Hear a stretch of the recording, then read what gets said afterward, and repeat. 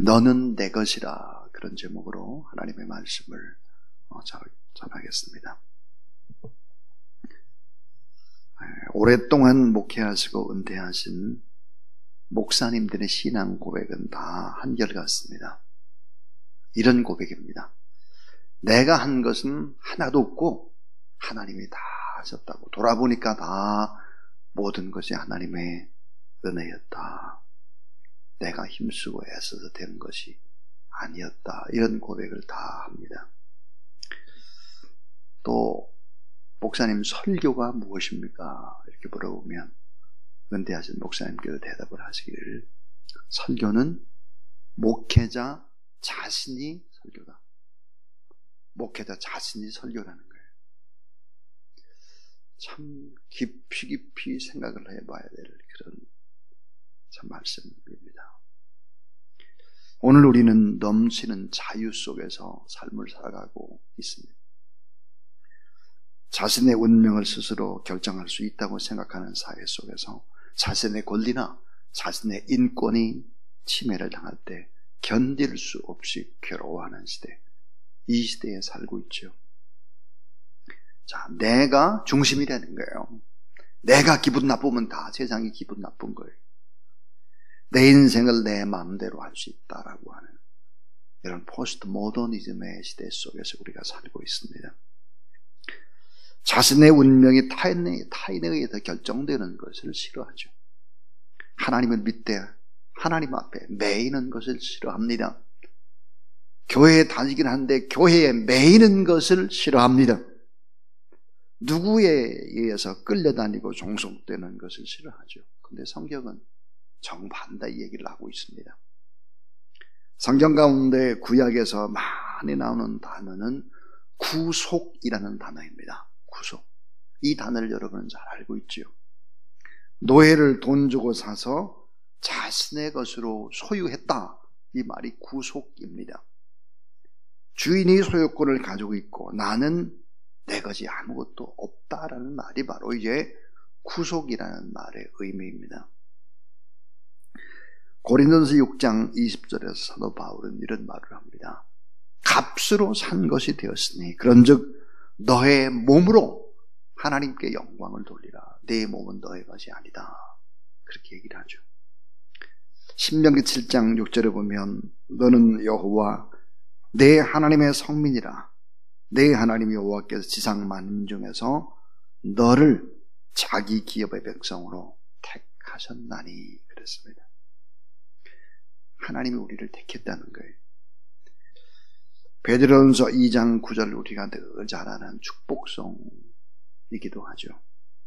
오직 너희는 택하신 족속이요 왕 같은 제사장들이요 거룩한 나라요. 따라하세요. 그의 소유된 백성이니. 네, 그의 소유된 백성이다 그랬어요. 너는 두려워 말라. 내가 너를 구속하였고 내가 너를 지명하여 불렀나니 너는 내 것이라 그랬습니다.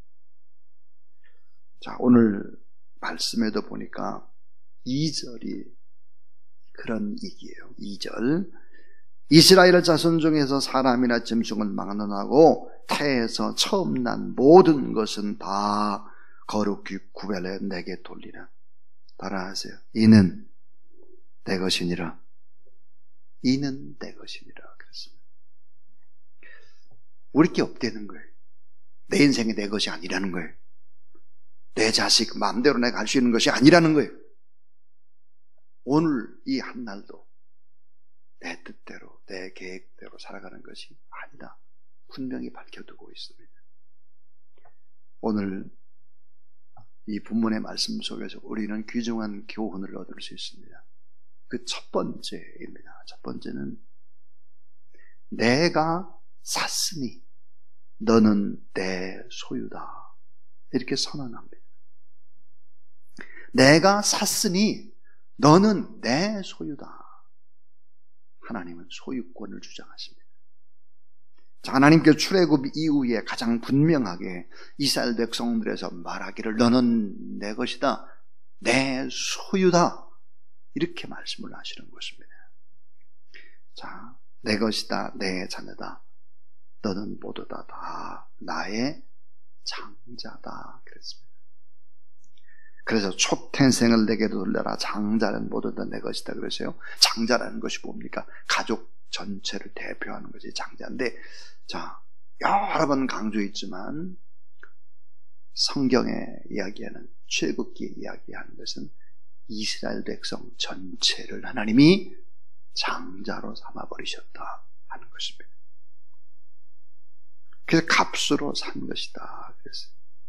이 말은 너희들의 모든 운명은 내가 책임을 진다. 살든지 죽든지 모든 문제 해결이 하나님께 달려있다. 그렇지 않은 우리는 스스로 운명을 결정할 수 없다. 운명을 결정할 수 있는 분은 딱 한 분, 핏값을 주고 우리를 대신하신 예수 그리스도, 그분 한 분이 우리의 주인이다. 그러므로 크리스찬이 된다는 것은 무엇일까? 나를 부인하고 나를 포기하고 주님의 십자가를 따르는 것이다 그랬습니다. 그래서 오늘 말씀에 장자를 바쳐라 그랬어요. 장자를 바쳐라. 자, 장자를 바치라.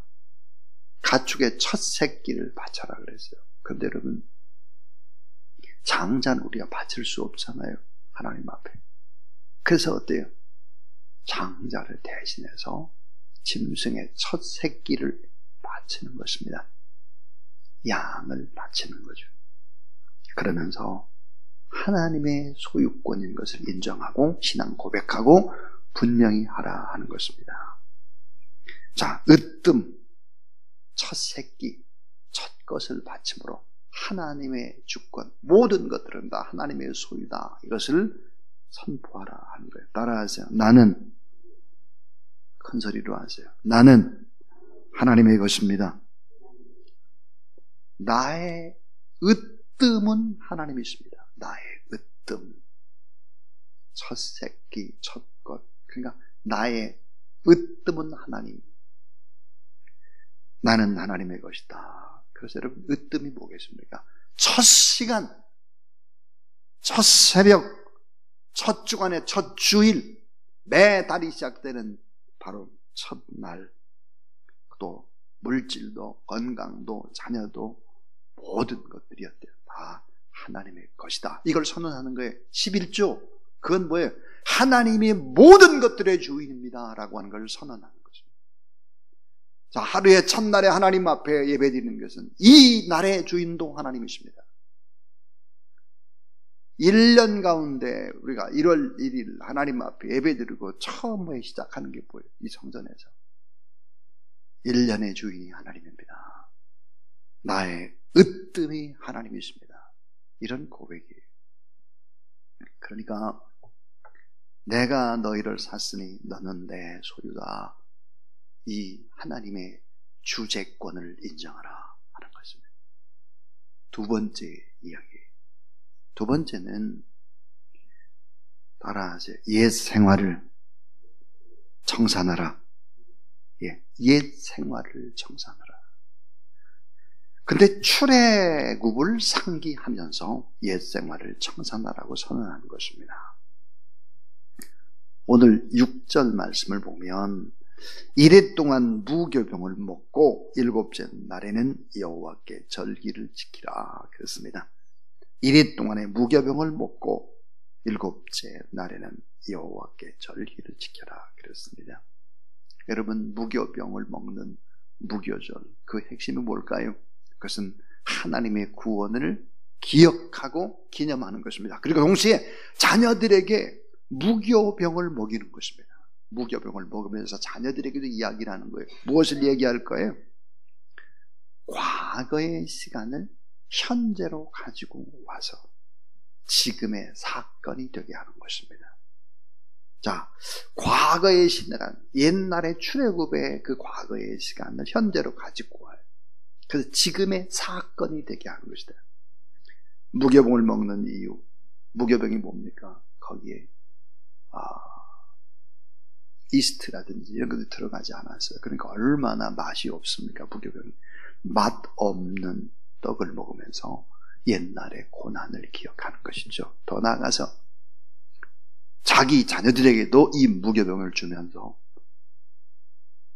출애굽의 이야기를 해주는 것입니다. 그리고 새로운 삶을 결단하는 것이요. 그거 뭘까요? 누룩을 넣지 않은 떡 무교병. 집안에 있는 모든 누룩을 깨끗하게 제거하는 것입니다. 자, 이 누룩이라고 하는 것은 무엇을 대표할까요? 죄를 대표하고 옛 생활을 대표하는 것이 깨끗하게 치워버리는 것입니다. 일주일 동안. 그리고 무교병을 먹어요. 누룩이 들어있지 않는 무교병이라고 하는 것은 영적인 의미로 볼까요? 예수 그리스도를 의미합니다. 생명의 떡이신 예수 그리스도. 오늘 여러분 생명의 떡이신 예수 그리스도를 하늘의 만나를 먹고 있는 새벽입니다. 그래서 출애굽한 자는 죄의 종이 아니고 사탄의 종이 아니고 하나님의 장자다. 그러므로 바로가 아닌 하나님을 위해 살아야 된다.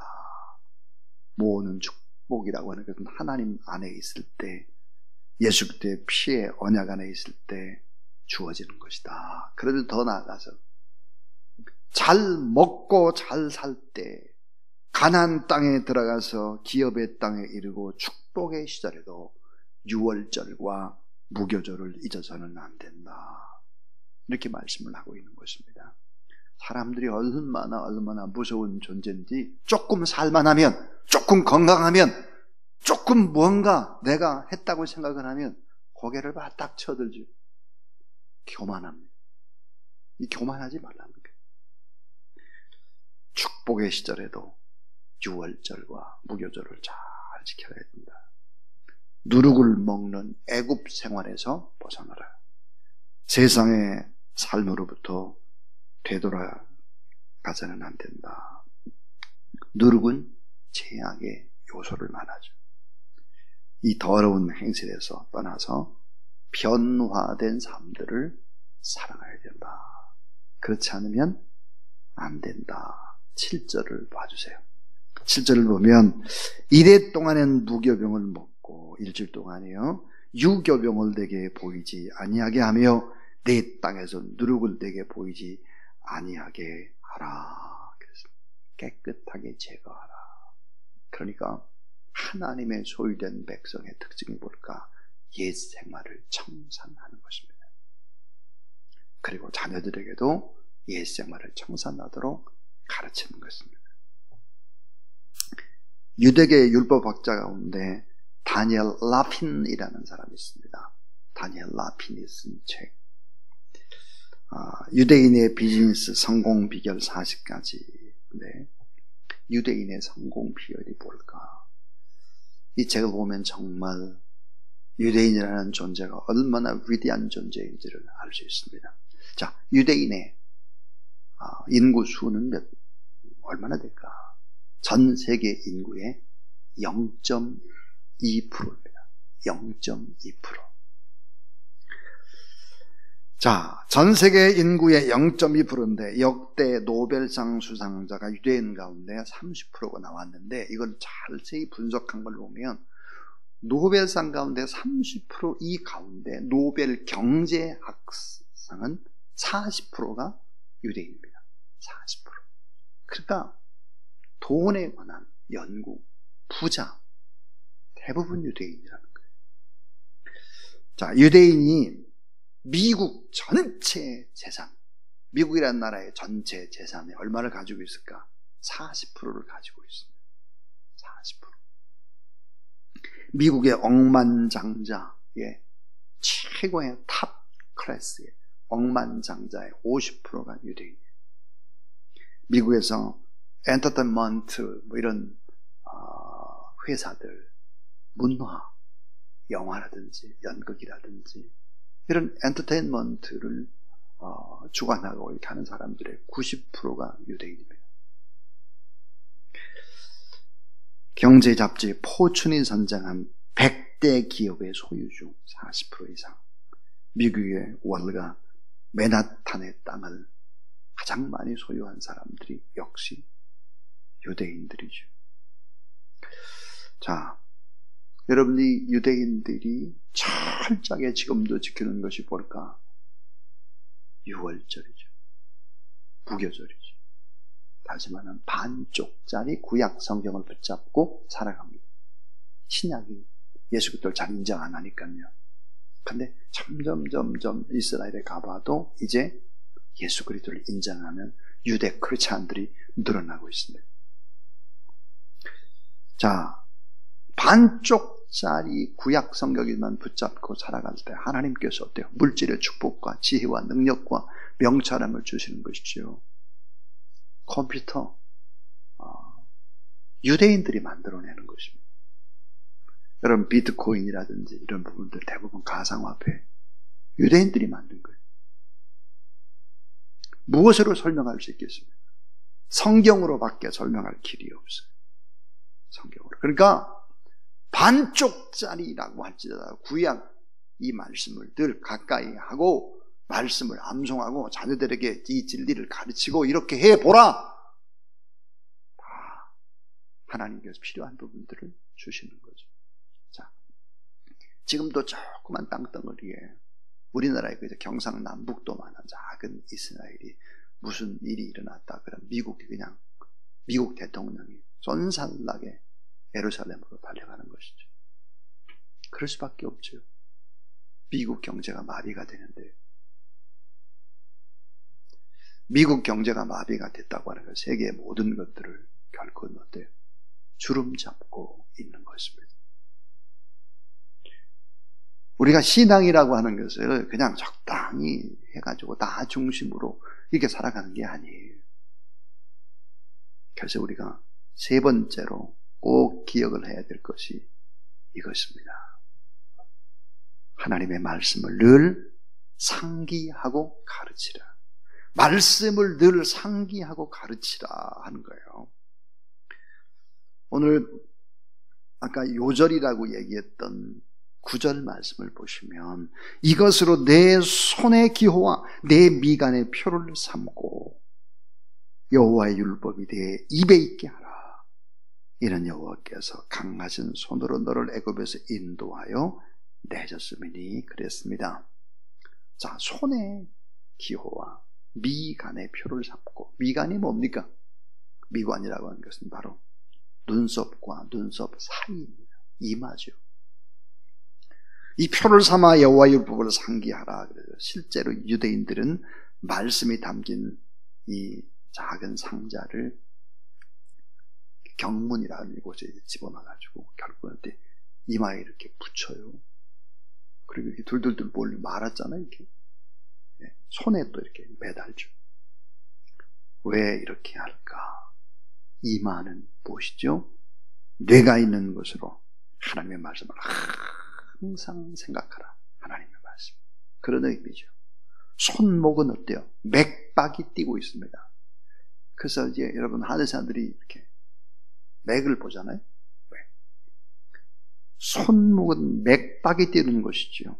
손의 기호로 삼으라고 하는 것은 심장에서 동맥으로 피가 유입되듯이 하나님의 말씀이 몸 전체에 흘러가야 한다는 것을 의미합니다. 하나님의 말씀은 항상 간직함이 결국은 하나님께 속한 것이다. 항상 손과 이마 사이 미간에 붙이고 다니라. 왜 그럴까요? 왜 이렇게 하라고 그랬습니까? 자꾸 까먹으니까요. 자꾸 잊어먹어요. 자꾸. 여러분 이마에다가 조그만 경문을 붙인 걸 이렇게 달고 둘둘둘 말고 손에다 매달고 해보세요.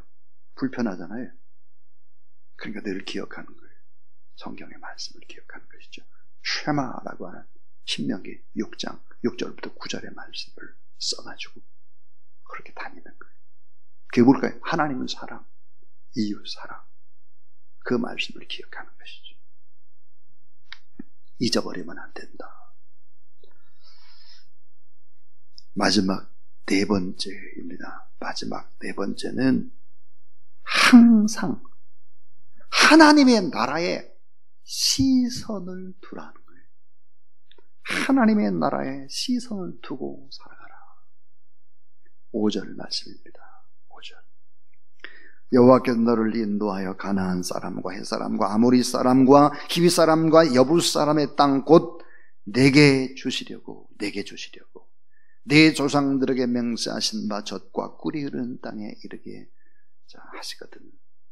너는 이 달에 이 예식을 지켜 그랬습니다. 가나안 땅이라고 하는 것, 젖과 꿀이 흐르는 땅이라고 하는 것, 영적으로 영원한 하나님의 나라를 의미하는 것입니다. 자, 분명한 삶의 지향점, 삶의 목표, 삶의 푯대를 가지고 살아가라 하는 거죠.